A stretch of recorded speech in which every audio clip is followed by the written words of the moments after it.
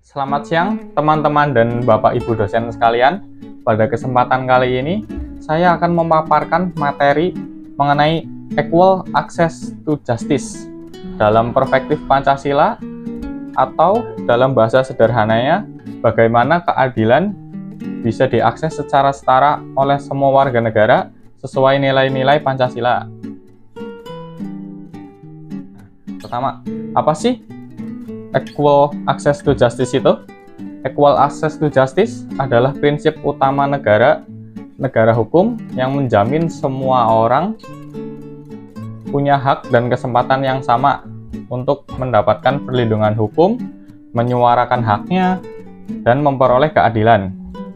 Termasuk di dalamnya hak untuk menggugat, mendapatkan bantuan hukum, diproses secara adil, dan tentunya tidak boleh ada perlakuan istimewa karena jabatan, kekayaan, ataupun koneksi. Tujuannya untuk mencegah ketimpangan hukum, diskriminasi, serta memastikan supremasi hukum berlaku secara merata.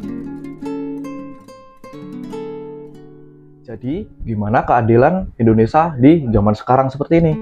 Secara hukum, Indonesia memang negara hukum, seperti yang tertulis di Undang-Undang Dasar 1945 Pasal 1 Ayat 3. Tapi, kenyataannya masih banyak masalah dalam penegak hukum, seperti sekarang.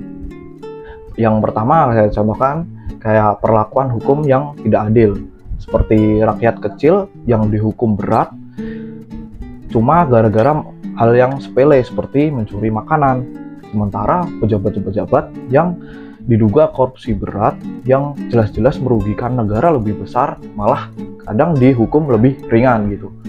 Dan untuk yang kedua, kayak seperti akses bantuan hukum yang masih terbatas di desa-desa atau desa daerah pelosok, itu masih banyak orang-orang yang kadang tidak tahu bagaimana cara menegakkan hukum gitu. Dan jumlah lembaga bantuan yang masih terbilang masih sedikit dan tidak menyeluruh di semua daerah. Lalu untuk yang ketiga, ada penegak hukum kadang dicampurin dengan urusan politik. Nah, seperti kayak lembaga-lembaga seperti KPK, polisi, ataupun kejaksaan kadang dianggap tidak netral karena tekanan dari pihak-pihak tertentu gitu. Lalu, apa Pancasila bisa jadi dasar keadilan? Jawabannya jelas, bisa banget. Pancasila itu punya nilai-nilai penting soal keadilan dan hukum. Seperti saya contohkan di sila kedua, yaitu hukum harus adil dan manusiawi. Lalu untuk yang kedua ada sila keempat, kebijakan hukum harus dibentuk melalui musyawarah rakyat. Lalu untuk yang ketiga ada sila kelima, semua warga harus diperlakukan sama di depan hukum. Kalau Pancasila ditetapkan secara sesungguh-sungguh, itu jelas keadilan bukan cuma teori belaka, tetapi bisa dirasakan oleh semua orang dan warga negara Indonesia. Nah, perihal dari masalah yang sedang kami bawakan, kami menemukan berita ini yang berjudul "Mengapa KPK Terancam Tak Dapat Tangkap Direksi BUMN" yang diliput oleh Kompas, dan artikelnya bisa dibaca di sini. Saya persingkat saja.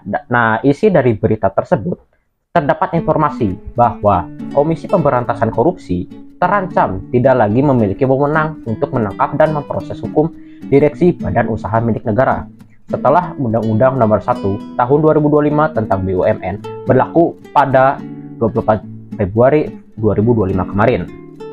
Nah, kenapa mereka terancam tidak lagi memiliki wewenang? Masalahnya, dalam UU tersebut terdapat dua pasal penting yang menjadi tantangan KPK, yaitu yang pertama, terdapat pasal 3 ayat 1 yang berbunyi, organ dan pegawai badan bukan merupakan penyelenggara negara. Nah, dan yang kedua, terdapat pasal 9G yang berbunyi anggota direksi, dewan komisaris, dan pegawai dan dewan pengawas BUMN bukan merupakan penyelenggara negara. Nah, pada pasal 9G ini dapat diketahui bahwa sekarang direksi dan komisaris BUMN tidak lagi termasuk sebagai penyelenggara negara yang membuat mereka tidak dapat ditangkap oleh KPK lagi.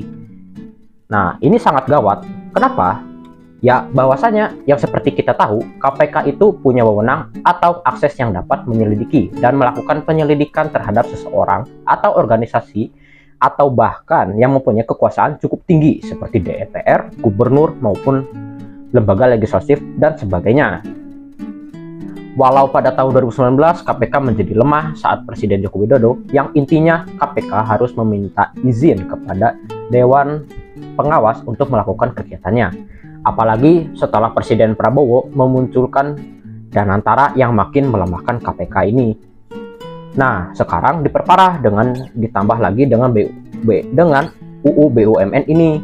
Padahal kita semua tahu bahwa BUMN itu banyak sekali memegang perusahaan yang dimana akar permasalahannya justru lebih banyak dari anak-anak usaha. Dalam hal ini yang negatifnya. Kenapa? Karena di area situ lebih leluasa, lebih sedikit pengawasan, dan strukturnya mirip dengan swasta. Contohnya seperti apa? Nah, seperti korupsi pada PT Timah yang terjadi pada periode 2015 sampai 2022, Pertamina pada periode 2018 sampai 2023, Garuda Indonesia periode 2011 sampai 2021, dan masih banyak lagi. Dari sini kita bisa simpulkan. Oke, dari berita tersebut kita bisa simpulkan bahwasanya terdapat masalah utama seperti KPK dan lembaga penegak hukum kehilangan independensinya, seperti mereka tidak lagi bisa bertindak cepat untuk memproses dugaan korupsi di BUMN. Yang kedua ada pejabat publik mendapatkan perlakuan hukum istimewa. Ini tidak setara dengan warga biasa yang bisa langsung diproses hukum tanpa izin siapapun. Yang ketiga ada pelanggaran terhadap prinsip transparansi dan akuntabilitas. Maksudnya apa tuh? Maksudnya BUMN adalah badan usaha yang menggunakan uang negara dan seharusnya terbuka terhadap pemeriksaan hukum.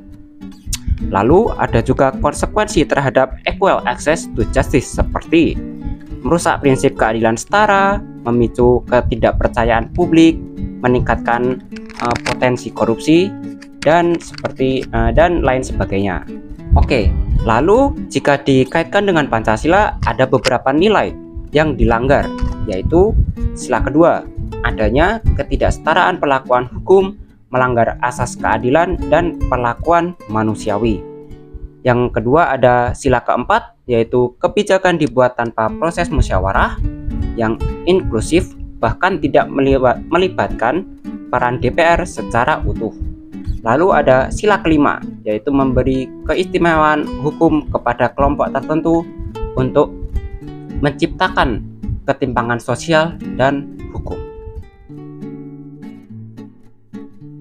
Untuk penutup materi ini, kasus ini menunjukkan jika peraturan yang menghambat aparat hukum untuk memproses pejabat publik secara langsung tanpa campur tangan politik dapat merusak prinsip dasar negara hukum dan nilai-nilai Pancasila. Masyarakat berhak menuntut agar keadilan berlaku sama bagi semua warga negara termasuk elit negara. Mungkin ada beberapa hal yang dapat dilakukan pemerintah seperti pertama, merevisi terkait UU agar tidak membatasi independensi lembaga penegak hukum. Dan kabar baiknya, Bapak Erick Thohir sudah memberikan suara perihal revisi ini yang dapat dilihat di berita ini. Nomor 2, perkuat pengawasan publik dan parlemen dalam proses pembuatan kebijakan yang menyentuh hukum dan keadilan. Ketiga, mengembalikan kepercayaan publik dengan menjamin kesetaraan di hadapan hukum. Sekian pembahasan dari materi kami. Terima kasih dan sampai jumpa.